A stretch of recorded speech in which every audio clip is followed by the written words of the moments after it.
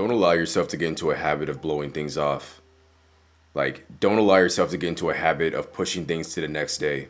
Think about it, when you go to the gym daily. I need to stop using the gym as an example in these videos, man. But like, if you go to the gym every day, right? Like, if you've done this before, when you start the first week, you may not feel this, and the second week, you may not either. But by that third week, I guarantee you, you're gonna start being like, oh wow, like I've done this, 4 days out of the week for the past 3 weeks now.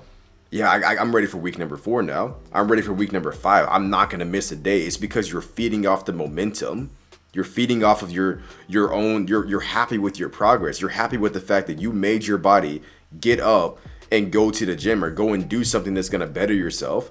And even if yeah, better yourself, but it's you made yourself do something that you chose to do. Like you were actually fully in control of your body at that moment because a lot of our lives were not. A lot of our lives were spent thinking that we're in control of our actions and thinking we're in control of our body, but in reality, we're not. Momentum is so powerful, and we should not allow ourselves to just blow things off, because when we do that, when we start saying like, it's all right, I just missed a day, like you should feel terrible about that. You should feel like, not terrible in the sense that you're sulking so bad that you can't pick yourself back up, but I'm saying the reason why you're missing this, there better be a very good reason. You better have a great excuse as to why you can't go and do this or why you have to break your streak, because that streak is going to allow you, the first time you do it, it takes so long to build up the momentum. But if you have to, like, you're laying, like, you're making a skyscraper, right? And it's like one layer and then one layer and then one layer and one layer. Now we're up to here and we started down here, right? Well, if you come over here and you start blowing things off, it's like they just slice all your progress down right in half. It's not like they took one layer off. They didn't remove a layer. It removes like 5 layers. And it becomes so much easier to say, oh yeah, well, I'm gonna do it again tomorrow.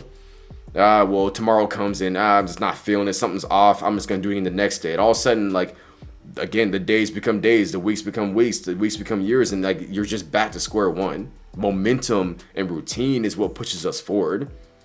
And you gotta know what your I am, man. You gotta know like what is driving you to do this. Again with the gym example, why do I want to do this?